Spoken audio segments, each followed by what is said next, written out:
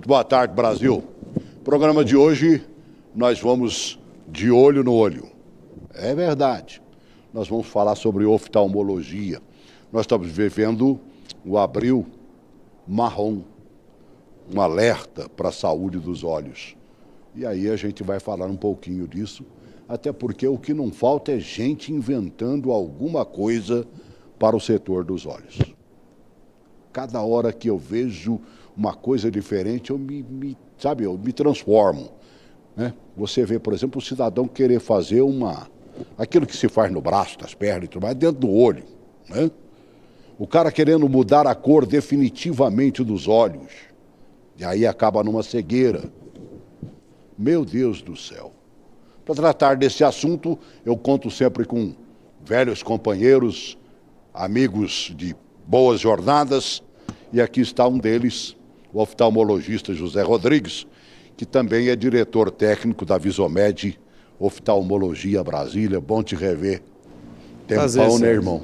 Prazer estar com você. Eu gostei do velhos amigos. Significa, né, que nós estamos vivendo, o tempo está passando e continuamos aqui, né? Com certeza, né? Nos conhecemos todos os dois, tínhamos cabelos brancos. Né? O tempo passou. Bons tempos aquele, né? Agora, eu imaginava que não houvesse tanto progresso dentro da oftalmologia. E, na verdade, há. Hoje, por exemplo, já há correções visuais que propiciam até o abandono de lente. Exatamente, Celso. E aí? É muito interessante. Eu costumo falar que eu sou uma pessoa privilegiada, porque eu me formei em 83 e fiz residência na década de 80 e acompanhei toda a evolução disso aqui, né? E é fantástico a gente poder chegar no dia de hoje e olhar para trás e dizer, puxa, que grande jornada nós fizemos, que grande avanço nós tivemos, e contarmos com tecnologia de ponta. Eu sou, inclusive, o privilegiado. Hoje eu não uso óculos para ler, para escrever.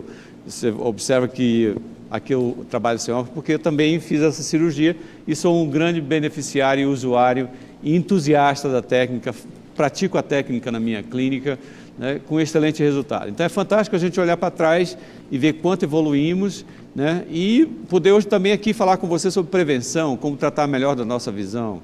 Afinal de contas, 70% daquilo que nós sabemos, aprendemos, alguns falam até 80%, vem através da visão, isoladamente ou em conjunto com os outros sentidos, né? E isso é muito importante ter noção para a gente cuidar bem da nossa visão. Agora, a partir de que momento você tem que começar a cuidar bem da visão? É importante desde que você nasce. Eu cito como exemplo, eu tenho uma filha que hoje é moça, casada já. A minha filha tinha 1 ano e meio quando eu percebi que tudo ela enxergava muito de perto, ia ver a televisão lá em cima e ficava franzindo o rosto. Eu digo, tem algum problema. E aí eu levei, fui fazer uma avaliação, minha filha tinha na época em torno de 8 graus de hipermetropia, com 1 ano e meio. Né? E aí comecei a usar óculos e acompanhar e tudo mais. Hoje está uma moça já, tem filhos, tem netos e tudo, mas com uma visão perfeita. Posteriormente até eu mesmo fiz a cirurgia dela, mas tem uma visão perfeita porque desde pequeno eu acompanhei e tive a preocupação de cuidar da visão dela, e hoje com certeza se não tivesse feito isso teria uma outra história.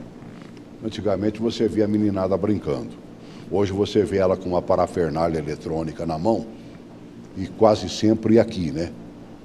Estou falando do meu neto, por exemplo, né? Direto aqui assim, e você chamou a atenção, às vezes fica com certos movimentos.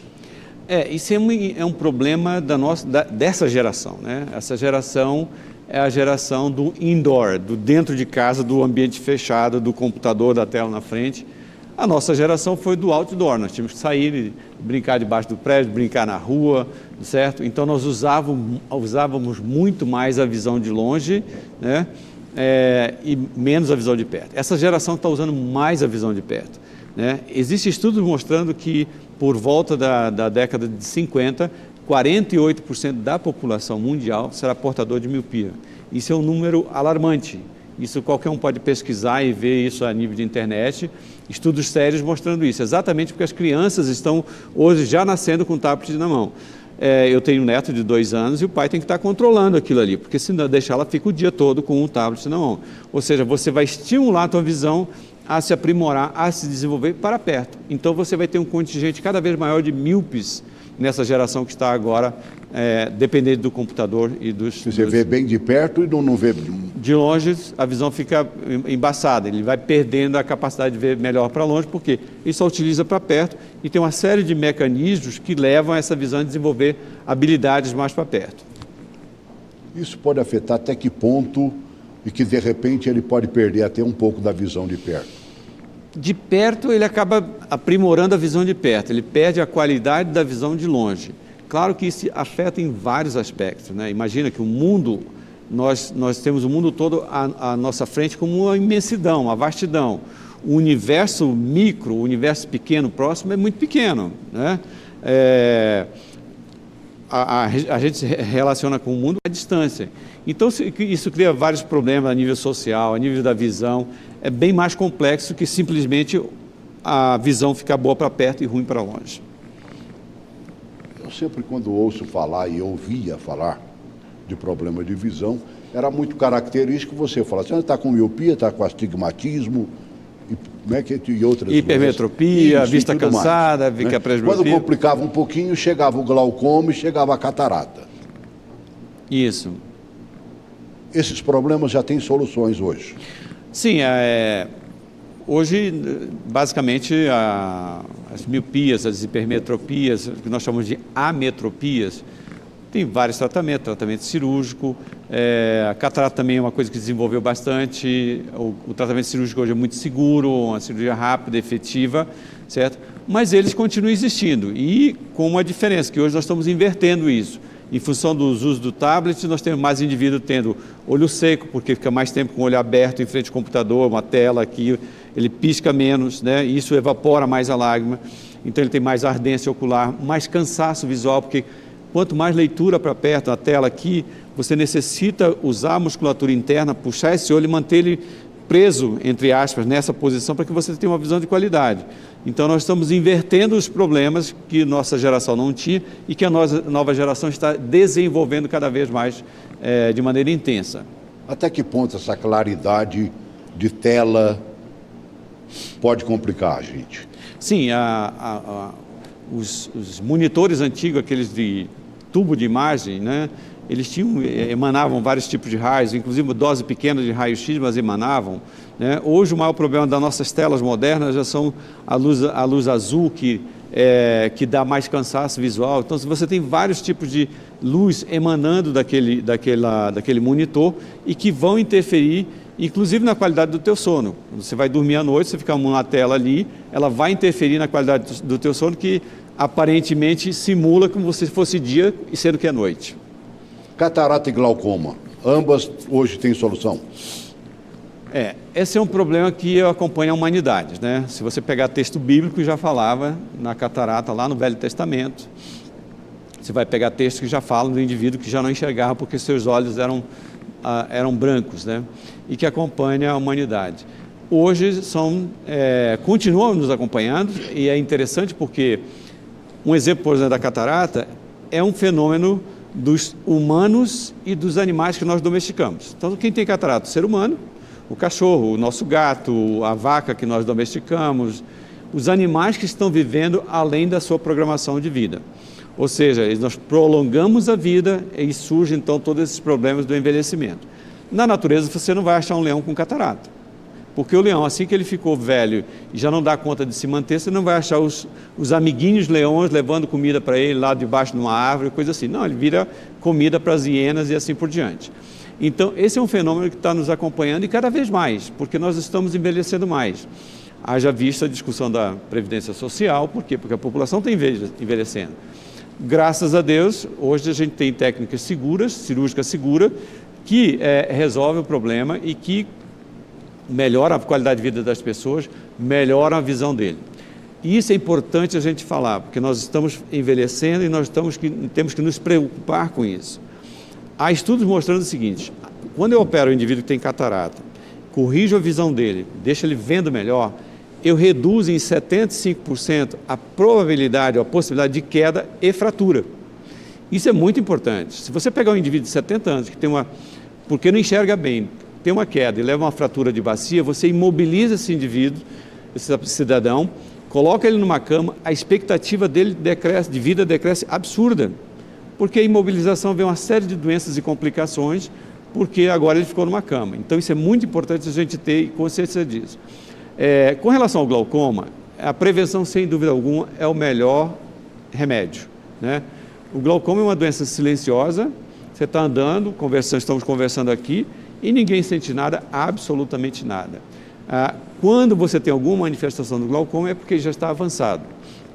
Então a consulta regular ao oftalmo e o acompanhamento é fundamental. Hoje em dia você tem drogas poderosas, medicamento poderoso, que controla a pressão e que o indivíduo vai morrer de qualquer coisa na vida, menos cego. Vai continuar enxergando.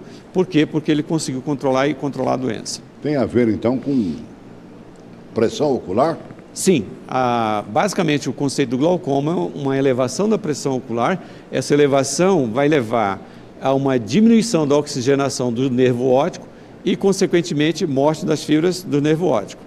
Esse é o glaucoma clássico. Existe um glaucoma raro, que é o chamado de glaucoma de baixa pressão, em que o indivíduo tem a pressão do olho normal, mas mesmo assim ele desenvolve glaucoma. Mas esse é um fenômeno raro que é bem específico, que não seria o caso aqui para a gente discutir o assunto. Mas, basicamente, os indivíduos acima de seus 30, 35 anos, medir a pressão do olho pelo menos uma vez por ano. Se ele tem diabetes, ele aumenta a chance de glaucoma. Se ele tem antecedente familiar, ele aumenta também a chance de glaucoma e tem que estar mais vigilante com relação à doença. É por isso que tem que se fazer aquele exame.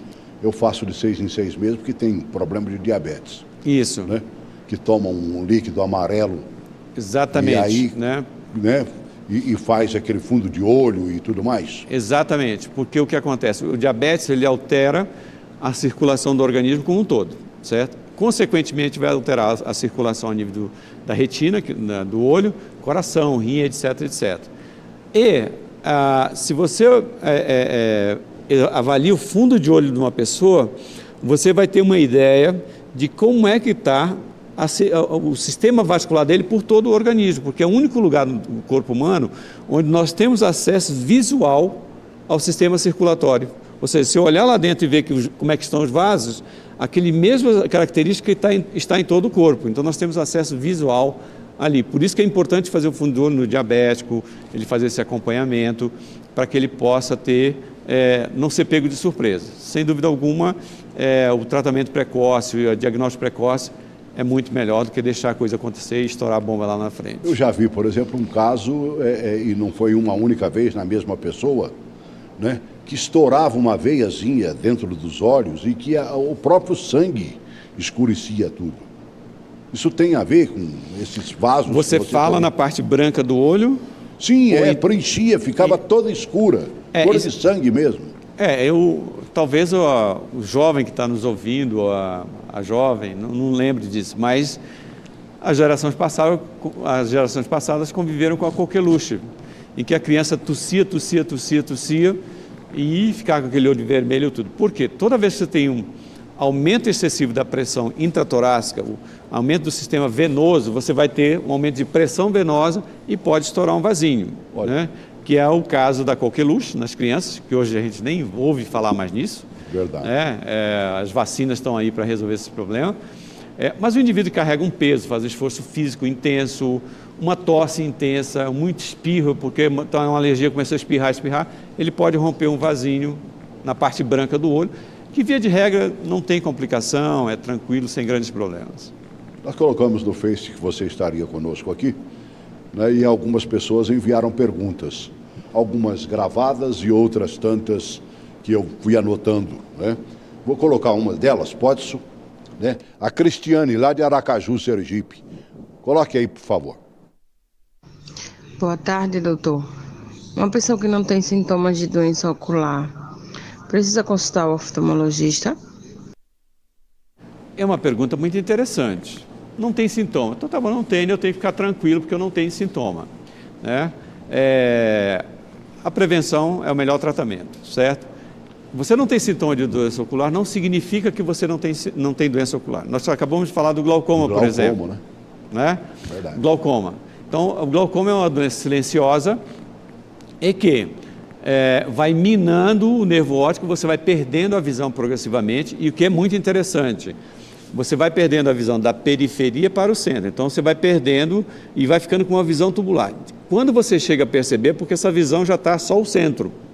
e aí você percebe que não está enxergando no lado, começa a bater na porta, começa a bater o carro. Só que essa é uma fase muito avançada, certo? Muito avançada. Então é importante fazer uma verificação pelo menos anual. Eu citei o exemplo da minha filha, que 1 ano e meio eu verifiquei que tinha alguma coisa errada, levei, diagnostiquei, tratei, certo? Como também, no indivíduo que tem 30, 40 anos, fazer uma avaliação, medir a pressão do olho, ver fundo de olho, né? Ver se não tem alguma alteração, predisposição a descolamento, por exemplo, é comum, as pessoas vão, não tem nada, está perfeito. Aí você vai examinar a periferia, ela tem uma ruptura, se você não tratar, aquela retina vai descolar, e aí é um problema mais sério, um descolamento, do que simplesmente tratar uma ruptura. É fundamental você se preocupar com a sua saúde e cuidar da sua saúde. Afinal de contas, a gente só existe porque tem um corpo aqui, carne, físico, que nós moramos dentro, certo? Se ele não estiver bem, de que adianta existir? Você falou, por exemplo, da criança, né, da sua própria filha. Há vamos dizer, um oftalmologista próprio para atendimento infantil ou o oftalmologista geral estaria apto a isso? De modo geral, uma criança de seus 5, 6 anos é cooperativa. Hoje, os nossos meninos de 5, 6 anos têm informação que nós tínhamos aos 20 anos, provavelmente. Sem exagero, logicamente, exagerando aqui.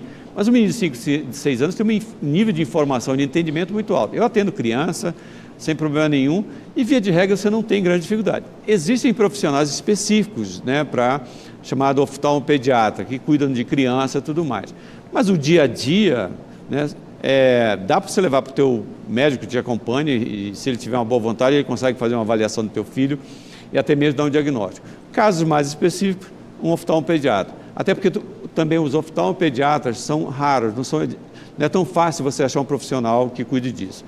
Casos mais complicados, muitas vezes a gente tem que levar para o hospital, fazer uma sedação, para poder fazer uma avaliação melhor, uma criança recém-nascida ou pequena, de 2 anos, que não coopera, às vezes tem que fazer isso. Mais uma pergunta? Coloca aí a do Erivelton, ele é aqui de Águas Claras, no DF, por favor. O que causa o escurecimento da visão quando se levanta rapidamente? Isso é interessante, porque a gente relaciona a visão com o olho. E é normal que se relacione, afinal de contas, né, nós olhamos porque estamos de olho aberto. Mas não sei se o Erivelton observou, se ele fechar o olho, ele consegue continuar criando imagem. Né? Você sonha criando imagem. Né? Então, na verdade, nós não vemos com o olho. O olho é um mero captador de imagem, nós vemos com o nosso cérebro. Então, o cérebro é que cria imagem, nós estamos falando agora, interagindo aqui agora, certo? Conversando aqui agora, porque o nosso cérebro está criando uma imagem desse ambiente aqui e nós conseguimos entender o que está acontecendo. Então, o que acontece é que quando você levanta de maneira brusca, você pode, algumas pessoas, não são todas as pessoas, pode ter o que nós chamamos de hipotensão postural. Você levantou, há uma rápida queda da pressão arterial a nível cerebral e aí a visão escurece. Mas no fundo não tem nada a ver com o teu olho, tem a ver com a falta de oxigênio temporário a nível do teu cérebro. É tanto que algumas pessoas queixam de tontura, tem que se segurar até voltar a normalizar a pressão, certo? E voltar a funcionar normalmente. Tá? Então a gente tende a relacionar com a visão, mas o problema está relacionado a uma diminuição da pressão sanguínea muito brusca, rápida e momentânea a nível cerebral. Recebemos algumas perguntas, essas por escrito, falando em ceratocone. Também é o problema... É interessante falar sobre ceratocone, porque também é uma coisa de saúde pública. Você tem um contingente muito grande de pacientes que desenvolve o chamado ceratocone. O que é o ceratocone? Eu gosto de usar o exemplo do ceratocone. A sacolinha de supermercado, que todo mundo já pegou uma sacolinha de supermercado e esticou. Se você forçar, ela vai esticando e vai ficando fina, né? Ela é flexível, ela é maleável, ela é elástica, só que ela vai afinando. Esse é um fenômeno que ocorre na nossa córnea. A córnea do olho equivale ao vidro do nosso relógio. Quando a gente olha a hora no relógio, a gente vê que anterior ao mostrador tem um vidro, certo? Então a nossa córnea equivale ao vidro, a parte mais externa do nosso olho e através do qual nós podemos ver a íris. Dizer, você tem o olho verde, o olho azul, castanho, etc. Porque através da córnea nós vemos a íris. A nossa córnea ela é feita basicamente de colágeno. E essas fibras de colágeno são entrelaçadas entre si. Os indivíduos que têm ceratocone, eles têm uma deficiência nesse entrelaçamento das fibras, de forma que a pressão interna do olho, se ele esfrega muito o olho, certo? Se ele tem por hábito ou tem uma alergia de ficar esfregando o olho, ele vai levando a essas fibras de colágeno esticarem cada vez mais e projetando um bico para frente. Ela vai ficando cônica, ela vai ficando mais curva ali, exatamente pelaquela imagem que eu falei da sacolinha do supermercado. Você vai esticando, ela vai esticando, só que ela vai afinando. Então aí você vai ter um afinamento da córnea e uma projeção para frente. Isso é o ceratocone. É muito comum em jovens, isso afeta a qualidade da visão, isso gera altas miopias e muitas vezes vai até chegar mesmo transplante de córnea. E tem jeito? Sim, hoje o tratamento do ceratocone tem uma série de tratamentos, né? Dentre eles os anéis corneanos, os crosslinks e, por último mesmo, o transplante de córnea. Graças às novas técnicas de tratamento, houve uma redução muito grande do transplante de córnea. Então, hoje a indicação de transplante é muito pequena, o contingente de pacientes que vão para transplantes é muito pequeno. Você falou em coçar o olho, isso é uma mania que quase todo mundo tem, né, mano, velho? Se todo mundo soubesse o impacto disso na visão, jamais coçaria seu olho, né, de maneira traumática, como muitos fazem. Aliás, tem até alguns vídeos na internet, os caras fazem até concurso para ver quem coça melhor, quem coça mais, etc, etc. Né? Então, você fazer esse esfregar do olho, você vai levar fricção, aumento da pressão do olho. Se ele tem tendência a ceratocone, lembra da sacolinha do supermercado? Você fez força nela, ela esticou, mas ficou fina. Aqui que você vai esfregar o olho, você vai aumentar a pressão interna, você vai friccionar essa córnea, ela vai distender. É muito comum a associação de alergia ocular em crianças e ceratocone. Por quê? Ela fica esfregando aquele negócio o tempo todo. Além do que, se por acaso ele tem uma ruptura periférica da retina, ele tende a uma maior probabilidade de descolar uma retina por uma simples ruptura periférica, que ele nem sabe que está lá, e fica esfregando aquele negócio. Esse deslocamento de retina, isso é comum, não?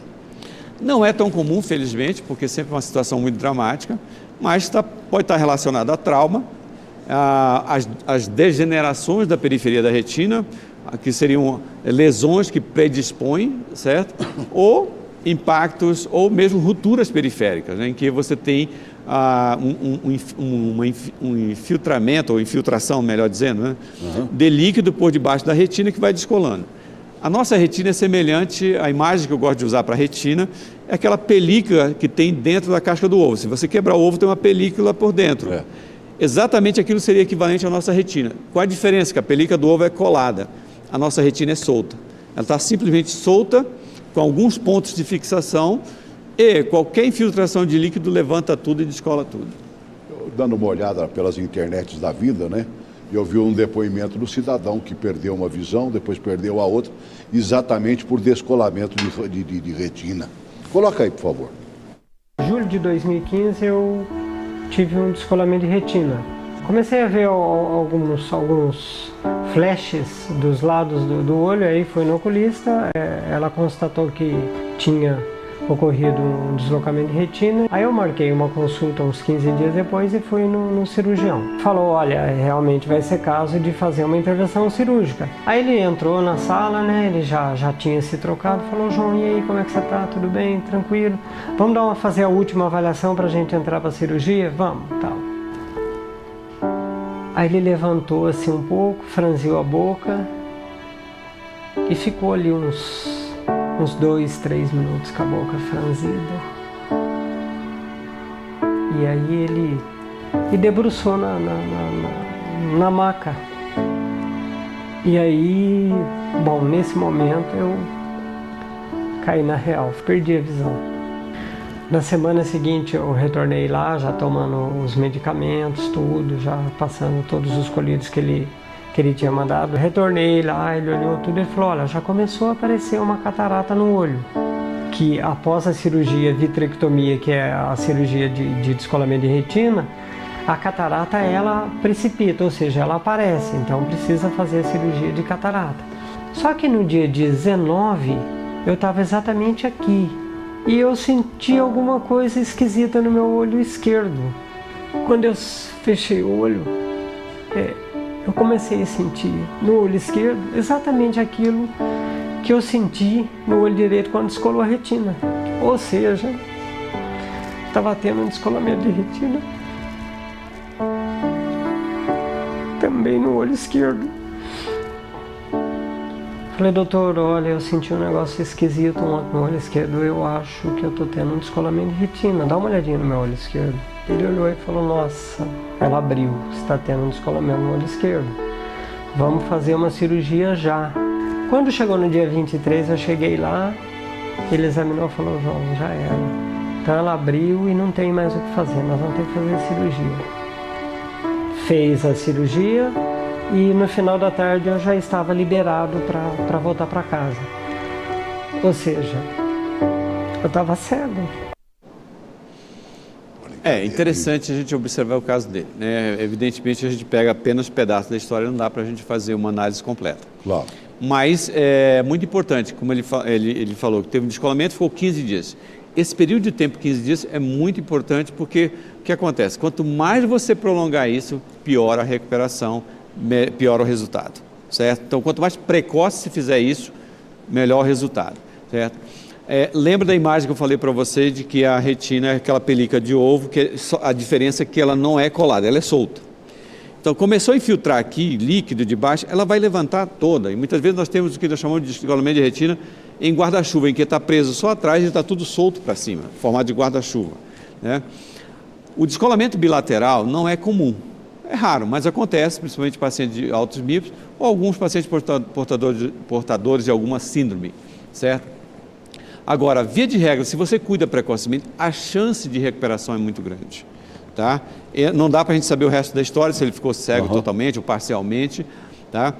Provavelmente o olho que ele socorreu mais rápido teve mais chance de recuperação do que o olho que levou 15 dias para ser atendido. Né? É uma situação bem mais rara porque é bilateral. Eu já conheço casos também que tiveram bilateral, mas eram pacientes portadores de alta miopia. Já vemos alguns jogadores de futebol, por exemplo, com problema, né? Exatamente por causa do cabeceio. Da pancada. O caso do Tostão, por exemplo, teve um descolamento. Exato. Né? O caso do Tostão. Teve um descolamento de retina por cabecear. Né? Eu já tive paciente meu também, né, que foi pegar uma lata de... essa lata de creme de leite e tal na prateleira. Quando ele puxou, ela veio e a ponta daquela caixinha de papelão, né, de Tetra Pak ali, pegou exatamente aqui e descolou a retina dela. Então isso é uma coisa que, infelizmente, faz parte da vida, essas ocorrências no nosso dia a dia. E num caso desse, por exemplo, socorre-se rapidamente, tem como reverter? As chances são maiores, porque o que acontece? A visão principal nossa é a visão central, chamada, onde ocorre na mácula, que é o ponto central, onde eu estou olhando para essa câmera aqui, certo? Então eu estou vendo a câmera como a visão central, a minha visão periférica é borrada, eu não consigo ver você com nitidez. Então eu tenho que evitar que esse descolamento chegue até esse ponto central. Então, se eu conseguir salvar meu ponto central, a recuperação é quase que total. Pergunta de mais um telespectador, ele lá de Presidente Prudente, São Paulo, Wellington. Coloca, por favor. Doutor, meu filho gosta de ficar horas e horas jogando no celular. Existe alguma orientação no sentido do intervalo de descanso para os olhos? É o eterno problema, hein, Manoel? É o eterno problema, né? Como é que a gente soluciona isso? É claro que horas e horas no celular é prejudicial, isso é consenso mundial, não sei o que estou falando de história aqui, isso é um consenso geral de que horas e horas é prejudicial para o desenvolvimento da criança, para a visão. Se você observar a criança que está muito tempo no celular, ela não pisca, então ela começa a desenvolver olho seco. Hoje nós temos jovens de 14, 15 anos que vão aos consultórios com queixa de cansaço visual, e aí você vai avaliar e descobre que ele está com o olho seco. Aí você vai ver, não, ele é um operador de um computador, é uma pessoa que mexe com informática e tal, que fica horas, porque quanto mais tempo você ficar de olho aberto, mais você evapora a lágrima, mais você acaba desenvolvendo o olho seco. Sem contar que, via de regra, hoje nós temos ambiente climatizado, um ar-condicionado e tudo mais. Pior ainda, né? Eu acho que isso é um caso de disciplina, os pais criarem uma disciplina, uma rotina para essa criança, impor aquilo ali, tá? Além do que, logicamente, a chance dessa criança desenvolver miopia, porque há horas e horas no celular, certo? É muito alta, então vai ter problema futuramente. Logicamente que isso vai interferir de modo geral, no convívio social, nos relacionamentos sociais. As crianças hoje estão muito fechadas, já não brincam mais, já não tem coleguinha nas proximidades, né? Os colegas estão à distância, são virtuais. Então tem um impacto muito grande. Eu acho que a família tem que achar um ponto de equilíbrio nisso aí, porque também não dá para você dizer, agora você está proibido do celular. Aí você tirou o mundo dele, porque esse é o universo dele, ele já nasceu na tecnologia, muito diferente dos nossos tempos. Esse garoto já nasceu, ele precisa dessa tecnologia para interagir e conviver com o mundo ao redor dele, mas ao mesmo tempo é criar um ponto de equilíbrio que consiga as duas coisas conviverem pacificamente. Existe algum tipo de exercício oftalmológico que possa dar uma melhorada nesse aspecto aí ou não? Existe. É importante a gente observar que o nosso olho, ele é, como é que eu diria?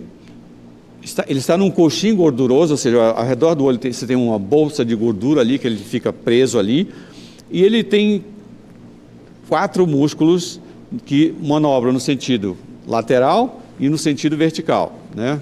Baixo e cima, direita e esquerda. E você tem 2 músculos que são os oblíquos que fazem esse movimento de torção, torcem para lá e para cá. Então, na verdade, nós temos 6 músculos que trabalham isso, né? Então, provavelmente assim, algumas pessoas têm o que nós chamamos de insuficiência de convergência. Quando você olha para perto, o músculo interno puxa o olho para dentro e ele tem que fixar esse olho aqui para que as 2 imagens, né, sejam captadas simultaneamente e lá no cérebro da gente formem uma imagem só.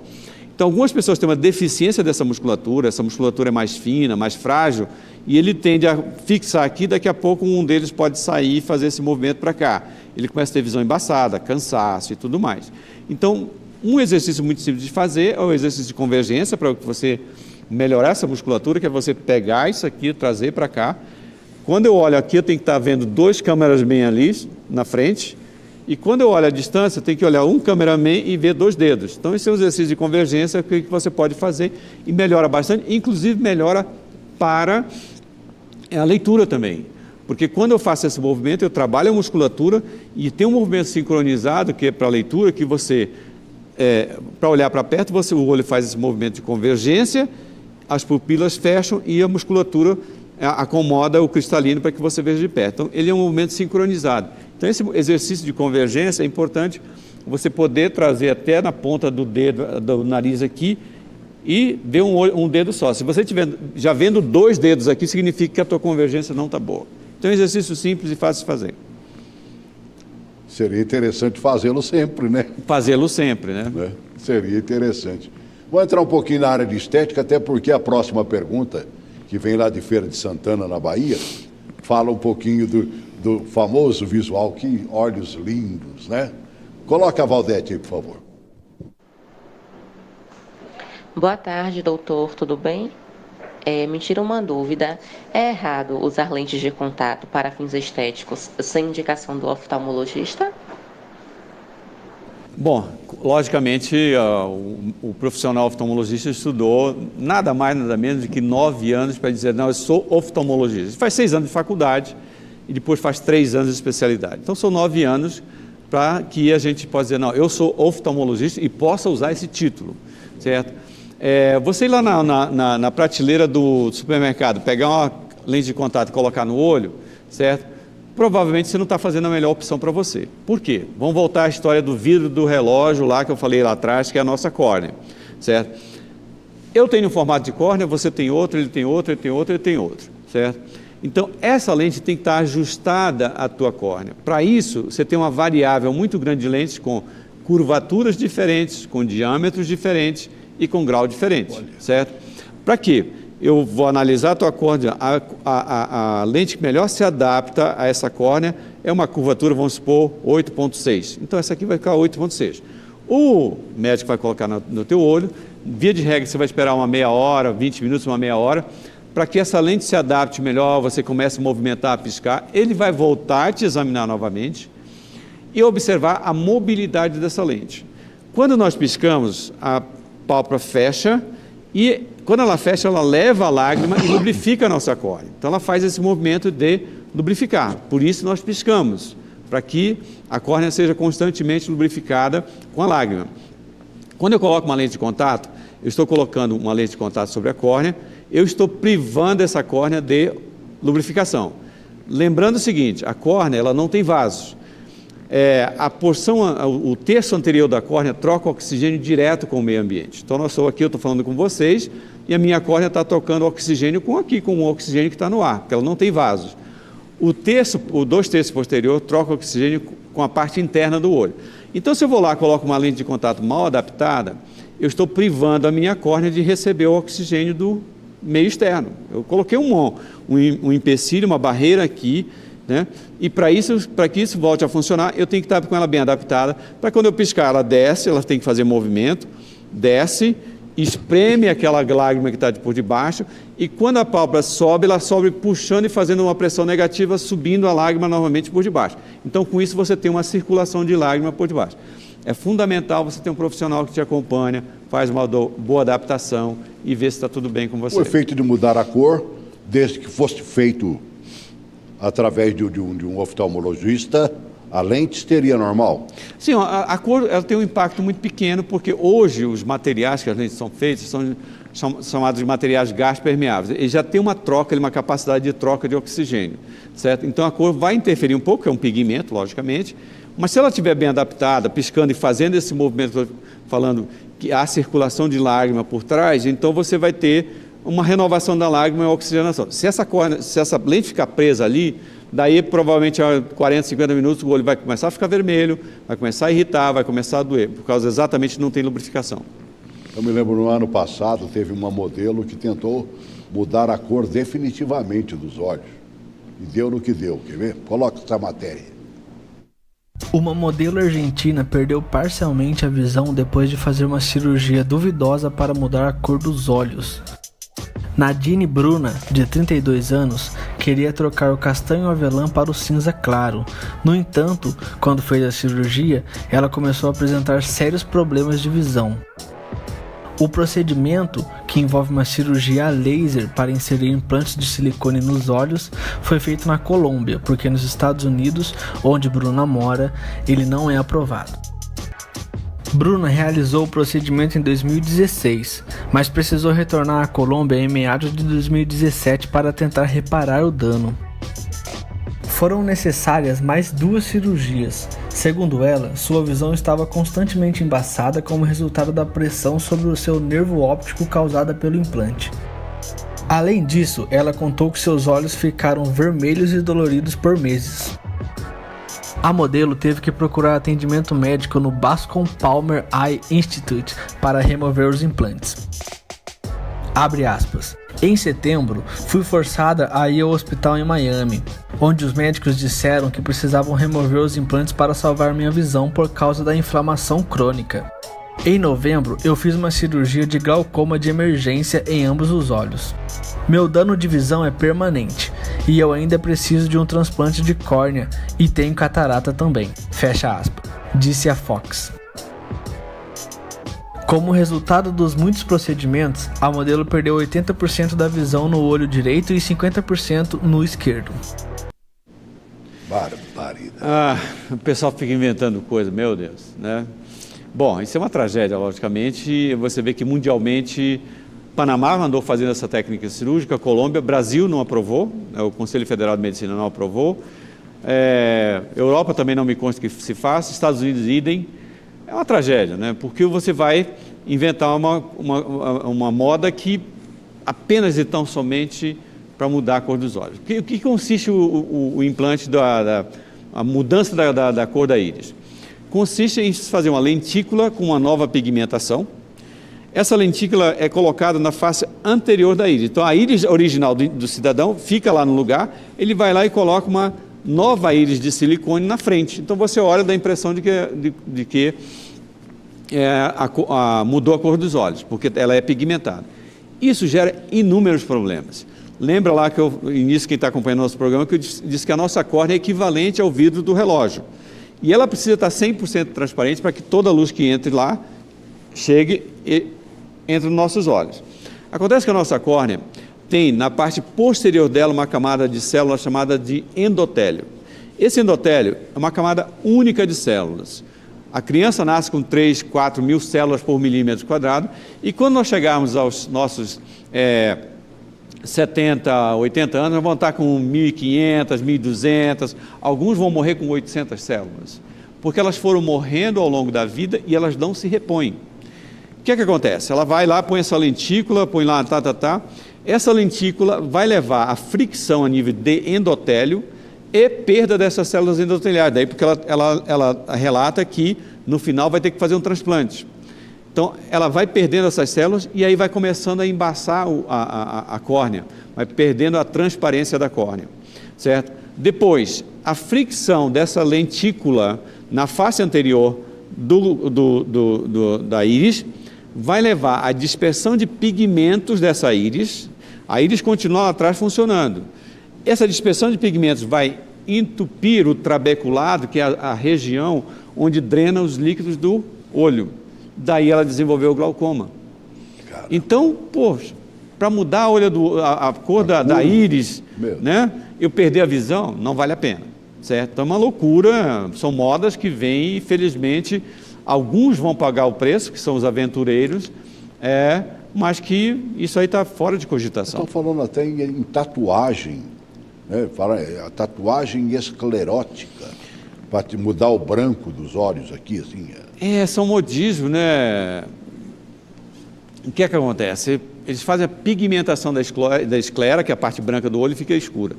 Também é um procedimento que não é feito por médicos, né? Uhum. Não é aprovado pelos conselhos, são tatuadores que se arriscam a fazer, com sérias complicações, né? Eu vi a reportagem de um caso em que simplesmente o tatuador foi lá e perfurou o olho do paciente, ele teve uma infecção e perda da visão, né? Além do que você vai ter sensação de corpo estranho eterno, porque aquele pigmento vai alterar a superfície da tua esclera, a conjuntiva, que é a parte da, entre aspas, pele que está ali em cima do branco, altera aquilo ali, altera a sensibilidade à luz, né? Então são modismos que, caramba, acho que não justifica a gente ter um olho um órgão tão nobre que é responsável pelo 70%, 80% da nossa vida vem através da visão, a gente colocar em risco por... Me recordo de uma atriz também atriz, canadense, se não me engano, que ela queria mudar esse branco, ficasse uma cor roxa. O negócio complicou tanto que até hoje ela está chorando na cor roxa. Impressionante isso, né? Então, deve ser a mesma técnica do pigmentação escura, provavelmente. Com certeza, com certeza. Mas também deixou de enxergar um bocado. Agora, vamos partir para algumas coisas que são cuidadosas. Visão monocular, por exemplo. Tem algum cuidado específico? Eu sempre aconselho meus pacientes com visão monocular, certo? Primeira coisa, ele relaxar, né? Relaxar e tocar a vida, porque a vida é o amanhã, nós não sabemos, né? Depois, entenda que você vai ter uma vida normal. A visão monocular vai te dar alguns impedimentos. Você provavelmente não vai ser aceito na polícia em ser um atirador como é que é? Vai ser um policial, porque alguns concursos restringem visão monocular. Provavelmente vai ter uma dificuldade de pilotar um avião Boeing, porque vai perder profundidade, certo? Poucas limitações na vida. Você vai dirigir teu carro, ter tua vida normal. Então, primeira coisa, relaxa, esquece que você tem visão monocular. Porque o dia que você fica focado naquilo ali, você fica maluco, preocupado se vai ter algum problema, se vai perder outro olho, etc, etc. Certo? Segundo, toma alguns cuidados. Por exemplo, alguns pacientes que eu acompanho em visão monocular usam óculos, é uma proteção, é um cuidado a mais que você tem com aquela visão. Mas eu acho que, principalmente, deixar de ficar focado porque eu tenho uma visão monocular, e viver obcecado, que isso aí torna-se um negócio assim, quase que uma obsessão. Eu já conheci casos, né? E a gente não tem controle da nossa vida. Cuidar bem, vai anualmente ao teu médico, faz acompanhamento, né? Sem grandes tragédias. Existe uma mania brasileira, eu não sei se nas outras nações fazem a mesma coisa, de usar coisas das mais diferentes para pingar nos olhos, né? O uso da água boricada, por exemplo, é recomendada quase sempre quando está com um problema, mais coisa. É certo usar água boricada? Olha, eu sempre que me perguntam isso, eu digo, olha, água boricada, né? Está aí, se você for à farmácia agora, você vai comprar, você vai encontrar. É da década de 80, 70, sei lá, 40, né? É água com ácido bórico, uma concentração pequena. Ácido bórico é o mesmo ácido que a gente usa para fazer a massinha para matar a barata, certo? Eu acho que na época se aplicava, porque nós não tínhamos coisas interessantes, ou tecnologia avançada, conhecimento avançado, né? Hoje você tem colírios muito melhores, com melhor qualidade, do que um ácido bórico no olho, certo? Eu acho que tem coisa melhor, tem coisa melhor. Tem gente que pinga até limão, doutor. Limão é bom para a gente comer peixe, pingar no olho é ácido, né? Vai irritar o olho, né? Pingar um limão no olho é ácido. Eu me recordo uma época que deu aquele problema, fica os olhos ardendo, parece que tem areia dentro. Conjuntivite, aquelas Conjuntivite. crises, né? Eu fui a Caldas Novas e estava desse jeito. E estava uma epidemia geral de Caldas Novas é bom para isso. Todo mundo entra na piscina, deixa o vírus lá e passa para todo mundo. E aí estavam recomendando, sabe o quê? Espremer a maçã e botar o líquido dentro. Doutor. Essa eu não sabia, essa é nova. Né? Isso eu aprendi lá em Caldas Novas. Mas o limão, eu sei que tem pessoas que fazem isso. Logicamente, o limão é ácido, vai irritar mais. Tem colírios muito melhores, muito mais compatíveis com a lágrima e com melhor resultado. E tem gente que inclusive bota o leitinho da mamãe, né? Leite da mamãe é bom para o bebê, porque leite da mamãe também tem proteína, também, né? Então vai alimentar as bactérias. Então é complicado isso. Mas inventam muita coisa. Inventa. Né? É interessante porque quando nós não tínhamos conhecimento científico ou tecnologia, valeria a pena. É uma tentativa de erro e acerto. Um vai funcionar, outro não, tudo bem. Mas hoje você tem antibióticos potentes que resolvem problemas e medicamentos potentes. Hoje muita gente faz ainda, vamos voltar um pouquinho à estética, para a gente concluir. Por exemplo, está com aquelas bolsas aqui embaixo, ou está com gordura aqui embaixo, e faz para ficar mais lisinho aqui, esticadinho, bonitinho. Com envelhecimento, o nosso olho está dentro de uma caixa óssea, certo? Que é chamada órbita. Nessa caixa óssea, ele está aqui envolvido por uma bolsa de gordura. Então, se você pegar teu olho e fizer um movimento para lá e para cá, você vai ver que ele é mole, ele balança para lá e para cá, ele não é fixo. Porque todo ao redor dele tem uma caixa uma bolsa de gordura, certo? Que protege e que permite a mobilidade, o giro para um lado e para o outro. Com a idade, essa bolsa de gordura, ela vai aumentando, ela não tem como crescer para trás, porque para trás você tem o osso. Então ela vai se projetar para frente. Então você tem dois componentes aí, o aumento e a força da gravidade que vai puxar lá para baixo. Então você tem a bolsa aqui. É plenamente aceitável, esteticamente correto, fica melhor. Vai lá, tira uma cirurgia simples, hoje em dia... Se estiver prejudicando, né, doutor? Eu estou, por exemplo, na iminência de fazer, ainda não criei coragem, não. Mas vou ter que fazer aqui, ó. Às vezes é o seguinte, é importante você observar que com a idade também, por força da gravidade, pálpebra, né? Por aumento da flacidez da pele, todos vão ficando com a pele mais flácida, você vai tendo uma queda das pálpebras, que podem sim interferir no teu campo de visão. À medida em que ele vai descendo aqui, você vai interferindo no campo de visão e atrapalhando a tua visão. Isso também ocorre, mas hoje é uma cirurgia simples também, a pele é bastante flácida, fácil de corrigir. O duro é que fica preto, né? Fica aquela mancha. Às vezes sim, às vezes não. E normalmente quando fica é temporário, temporário e depois desaparece, né? E demora um bocadinho, doutor, eu tenho visto aí. A minha preocupação é essa, o tempo que vai ficar escuro aqui. Bom, você tem que gravar uns 15 dias de programa e fazer a cirurgia para depois aparecer aqui já. Tá aí, boa dica. 100%. Já estou tomando nota e criando um pouquinho mais de coragem, né? Para a gente arrematar de vez. Se o conselho fosse bom, a gente não dava, a gente vendia, né? Mas qual é a palavra que você deixa para quem está nos acompanhando agora, principalmente para evitar consequências futuras, sabe? A prevenção que nós, lamentavelmente, não fazemos. Bom, a primeira coisa que você tem que ter consciência de que a visão é extremamente importante na nossa vida. A gente se relaciona com o mundo aí 70%, 80% através da visão. E, sem dúvida alguma, a prevenção é a melhor forma de você antecipar os problemas sérios. Eu diria que cada um que nos ouve vá pelo menos uma vez ao ano ao teu oftalmologista. Se você é plenamente saudável, tem 20 anos, pelo menos a cada 2 anos, vai lá, passa, dá uma olhada, vê como é que está, certo? Com isso você vai evitar problemas maiores futuramente. É triste a gente pegar pessoas muitas vezes que chegam em nossas mãos com 50, 60 anos de idade, com sérios problemas. Imagina o indivíduo estar aposentando, está na fase que ele começa a pensar em fazer alguma coisa para ele mesmo e tem sérios problemas de visão. Por quê? Porque lá atrás ele simplesmente não cuidou, não tomou pé de uma situação grave, principalmente o glaucoma, estou falando aqui, certo? Ou é um diabetes que ele não cuidou e agora está evoluindo para a perda da visão. Então é muito triste, eu creio que a gente está vivendo muito e precisamos preocupar em manter uma vida com qualidade, uma boa visão, quiçá morramos por qualquer outro motivo, mas enxergando. Bom te ver. Obrigado por ter vindo pelo mais convite. Uma vez, né? Foi um prazer estar com você. Que bom vê-lo. Continua vendo. Acima de tudo, né? Obrigado, viu, doutor? Obrigado. Muito obrigado. Espero ter contribuído um pouquinho, né? Neste mês de abril, marrom. Eu não entendi bem o marrom, não, mas tudo bem, certo? Mas preocupação com a visão. Fica de olho nessa meninada aí, como disse o doutor José Rodrigues, vai enxergar muito de perto e na dica de longe.